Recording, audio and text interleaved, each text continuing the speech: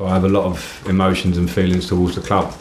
I'm also a very practical person, you know, and when you become a manager, you understand that you don't manage your own club, the club that you say is your club forever. And obviously I've been on a different path since I left Chelsea. But to come back in a time where the club have asked me to come and take the role, of course that's the most important thing, but also with a belief that I can come and help the cause in this period to the end of the season. So I'm delighted to get that opportunity, and I want to be, you know, I'm thankful for that, to the people that have decided to give me that opportunity. I'm confident in myself. I have a good understanding of the squad. Of course, I've worked with a lot of them before, but also the training ground, the stadium, the fans, what Chelsea fans want, and I'll do my utmost in this period coming to give them what they want with my own hard work. Have you been told that this is strictly until the end of the season, regardless of what happens on the pitch?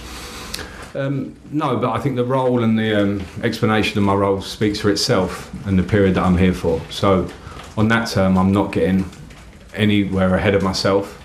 I want to do the best possible role I can in a way that I can impact the club in the best way in this period, and after that we'll see what happens. Because you'll be aware, obviously, Roberto Di Matteo, when he led the team to Champions League glory, he stayed on. Is that an incentive for you? I don't think it's worth speaking about, you know, past moments. You know, Roberto did an incredible job and stayed on. That's a different part of Chelsea's history, and for me, in simple terms, it won't be my decision as such. So again, I don't want to jump forward to that. And I understand I'm probably going to get asked that question a lot and asked a series of questions. I've got my eyes wide open. I expect those questions. But the important thing for me is to kind of park that to the side and focus on the job in hand for me. And I'm very excited to do that, along with the staff that I will be working with and the players that I will be working with, because I was at the game on Tuesday night. I know there's a lot of talent in this squad, not just the players that played on Tuesday, but generally I'm excited to work with that talent and help them. And that's why I'm here. And the two key areas, I suppose, how do you manage the fact that it is quite a big squad of players, and also maybe the goal scoring problems? Are those two areas in particular and somewhere you could feel you can improve? Well, yeah, I hope so. I mean, it's modern day football has big squads, and I understand that Chelsea might be at the top end of that. I remember being here before, and I had lots of difficult decisions of really good players and good people that you have to tell you're not involved this week. And part of the job is to try and manage that situation and make every player feel included. Maybe in the beginning, going into this with it being a short term, that's a positive thing for me, because everyone can have a clean slate as such right now and show in training and show what they can do and be competitive in training, and a competitive nature that will then cross over to the pitch. That's the good thing about a squad. You push each other, and I'll try and manage that. In terms of the goal scoring, there's no genius answer for a coach to explain to you about scoring goals to a point. You can set up the structure of a team, work to get the team in a dominant area of the pitch a lot, and again we saw that against Liverpool, a lot of good chances. So all I'll be here is to work with repetition on the training ground, to work and speak in terms of speaking to the players. Fortunately, it was one of the parts of my game that was a big part of my game, and that's not me comparing anything, that's just understanding the mindset that it takes to be that aggressive, cold-hearted nature to want to score goals, and I know the players will have that. It's just a case of trying to direct that in the right way. One player you played a key role in, I guess, developing, and he excelled in that time, was Mason Mount. Sorry, what have you made of his situation with the club at the moment? And I wonder how much influence can you have over such situations that could impact on the future of the football club?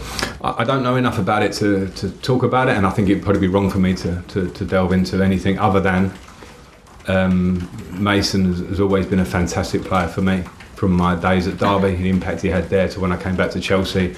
And it's with absolute pleasure that I've watched him, amongst others that I coached in that period, in terms of, you know, Reece James, people like Tammy Abraham and Tamori and others, if I missed them, to have gone on and either been huge players here or elsewhere. So that's great. But with Mason, I know he's had a few slight injury problems maybe, so I understand that. So the important thing with me to speak to him, find out where he's at. But I know what I get from Mason. So in that terms, I just want to see him perform on the pitch. And of course, we have a good relationship, so we'll talk a lot. I think he's a huge player for Chelsea and has been in his time here. So I look forward to talking to him more. And what's your thought process for for picking a team. Quite a tight turnaround, I guess, for the Wolves team. Yeah, and I've been thinking about it a lot. This morning, speaking to people that are going to be helping me to do this job.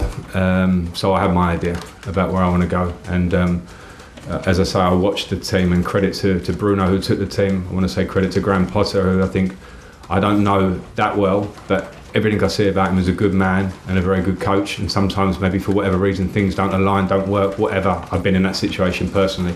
So there's nothing that I will do that will look backwards other than things that can help us with a view to how we move forward. But I'll obviously have my own ideas. Just finally, can you confirm your coaching staff? I can't at this point, unfortunately. Hey, Liv, PLP. Hi, Frank. Hi. Just firstly, what is the target? It's obviously such a short period of time between now and the end of the season, 2 huge games against Real Madrid coming up. What is the target for you, for this team, for now until the end of the season? I think to attempt to install the highest level of confidence I can with the group, for them to exert and show a level of passion of playing for Chelsea and an urgency and energy in their game. I think those are sort of like principles that I really want to talk to the players about. And in terms of targets, we want to win as many games as we can. It's the simplest answer you're going to get. It's more complicated than that. But at the same time, I think there are big games ahead of us, and every game is hard. Premier League's hard, Champions League of course is hard. But we have to have a belief in the players we have in this squad. I've got a huge belief in them from the outside, and I'll tell them that today. And so it's how can we take that in the right direction, and then of course we want to win games. Obviously when you got let go a couple of years ago, you sort of got Chelsea through the group stages of the Champions League and didn't get the chance to take them in the knockout stages. So do you feel like now this is your chance to have that experience of managing Chelsea in the knockout stages of the Champions League? Well, it's certainly a chance with the 2 games we have coming up. I'm not naive. Real Madrid is a huge football club with obviously the current Champions League winners, so a fantastic team. So I'm not going to sit here and make all these crazy talk about that, and then what might be in that difficult semi-final that maybe after that and the final, that's far away, and my job is to go step by step. But of course, having played a part and coached in the Champions League here for 2 years, the first year we were here where we got through the group and lost at Bayern Munich, the second year where we got through the group well, and of course I left and the club went on to a fantastic achievement. So those things are sort of in the past for me, but of course I'm excited to be in fighting in that competition again because it's the best. And you mentioned the fans and how important the fans are. Do you have a message for the Chelsea fans out there? Because I know obviously a lot of them will be very delighted that you're back at the club managing for a second time. So do you have a message for them? Well, I'm very thankful for the ones that are delighted. If there are some that are not delighted, they can know that I will want my utmost to get the team to where I want it to be and give them a team that they're proud of. But I don't want this to sound too casual, but I don't think I need to speak too much about my relationship with the Chelsea fans. I played here for 13 years, I coached here, I had a lot of incredible moments and some difficult moments because that's football. But from the moment I joined this club many years ago, I can't even remember the year almost, they've been a huge support to me, and I'm forever thankful for that. So if I can be here, if I can help this club, and we can come together and we can feel those days at Stamford Bridge and nights at Stamford Bridge and feel an energy in this period of the season, then that's what I'm here to try and do. And just finally, I know it's obviously looking ahead because obviously you've got Wolves and Real Madrid before the Brighton game, but what's it going to be like for you again stepping out at Stamford Bridge now? Really exciting, really exciting. I was there on Tuesday night, and it's the first time I've been back since I left the club previously, and it was for different reasons, but it was an amazing buzz to be back at Stamford Bridge. My seat will be slightly different against Brighton, but at the same time I can't take away the basic feeling of excitement inside for that, and I'll be very proud. I'm proud to manage this club. It's something that I don't have to harp on about too much, but I look forward to the opportunity. Thank you very much. Thank you. Okay, move on to John, BBC. Hi Frank, how are you? Hi, good, thanks.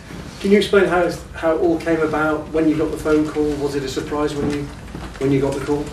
Of course a surprise in terms of, you never know a decision the club is going to make. There's been lots of change in the Premier League this year, and of course you're aware of that, and I've been particularly enjoying my period of time at home. It's one of the things as a manager and coach where the game can be fluid at times, that when you get periods to be at home, you can really throw yourself into your family and my children and my wife, etc., and things I had to probably put to the side by being up in Everton for a year. So that was a surprise because I've been pretty happy in that position.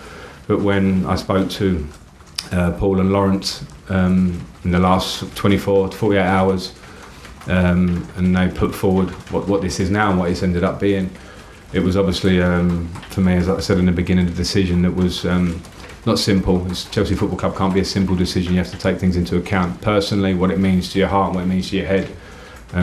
But that decision I've obviously came to.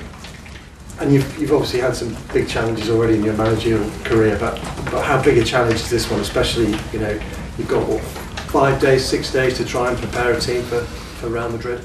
Yeah, it's a big challenge, but aren't they all? And that's not just my own world of coming to Chelsea at the first time with a lot of young players in the transfer ban, Everton, everyone saw.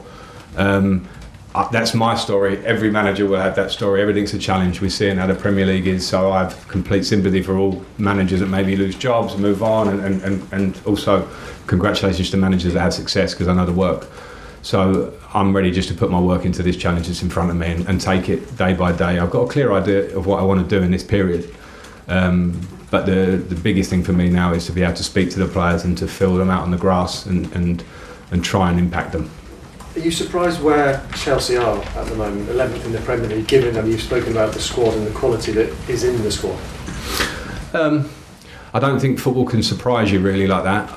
Personally, I think because it's such a competitive league, I don't think it's my position to comment on the whys and hows that the club is where it is now. It's my position to try and find the right energy, the right results to try and move us into a more positive direction. Because this is Chelsea Football Club. We know we don't want to be in the 11th position, but the reality is that where we are, there's been change, there's been transition, there's been change in the squad. I think there's mentioned before, a lot of talent in this squad. And it's very clear and very obvious, and you look at stories around the Premier League and its history, those things take a bit of time, and everyone will try and work in the right direction. So I think some things have to be understandable, but some things you want to get there quickly because you want to work and make it show. So if I can play my part in that, then great. Well, good luck. Enjoy it. Thank you. Okay, we're going to have 2 more for this section, starting with Jerry Haters. Frank, Hi, Jerry. welcome back. Thank you. Hand on heart, do you think, when you left 2 years ago, did you ever think you'd be back in that seat? And is there an element of unfinished business in your behalf? I didn't think I'd never be in this seat. I'm a confident person. I want to work hard. I understand the game, and this club obviously I have a big connection with. But if I'm honest, it wasn't my thought one day I'll be back as Chelsea manager, because my job is to be as good a manager as I can be. I can't. It would be useless to sit there and think about what might be down the line. So it wasn't at the first part of my mind. No, in terms of unfinished business, I don't quite see it like that. I was here for that period of time. I look back on it with really good feelings about the positives, and when I reflected all the things that I think maybe I could have done that a little bit better. I think most managers will be the same. And now I'm here in a different period, a different era, and I just want to do as well as I can. So it doesn't. That unfinished business sounds a little bit Hollywood. It's like you're looking for a great line. I want to work, and of course I want to help this club as much as I can. Okay, we're going to finish with Sam. Hi Frank. Hi Sam, how are you? I'm good. I just wondered, because you were a player when interims came in, like Roberto and Gus, and they made a big impact. Have you learned? Is there anything you can take from what you experienced as a player from them that you can tell the players yourself as a coach now that you're an interim too, that will help? Yeah, maybe, because I think I've got real fond and good memories of both the managers you mentioned, and we had some more, I think, but in terms of the success that I personally felt under Robbie, which is obviously the Champions League, I saw how he affected the group, and the personal relationships that he had, and obviously the football instincts that he had. And in Gus's own way, similarly, he had great personal touch, he had a great football brain. So those little things that I remember from those periods, of course, I would try and affect them, because this is a job that's in hand, it's in front of me now, and so I'll be stupid to not rely on some things that obviously I felt were good, but I also have to do the things that I think are right now. So, both together. And I know you talk about targets, you can't talk too much, but in terms of the league, how important could it be for Chelsea to be in European football, even though it's not top four is obviously probably out of the question, but the less competitions, I think you played in the Europa League, for example. It's really important, but but at the same time, we're in this situation now where we would all love to get there, but the reality is we have to win games to give ourselves a fighting chance of being there. Yeah. So I really don't want to go there at this point. But I understand your point, because Chelsea has a history of being in Europe. But at the same time here, as I mentioned, whatever challenges there have been this season, I'm not here to talk about them. I'm here to go, what maximum impact can I have from now until the end of the season? And of course, I could set high bars for myself now. They'll be useless anyway. It's more important about how I work. Okay, that completes that section. So cameras off, please.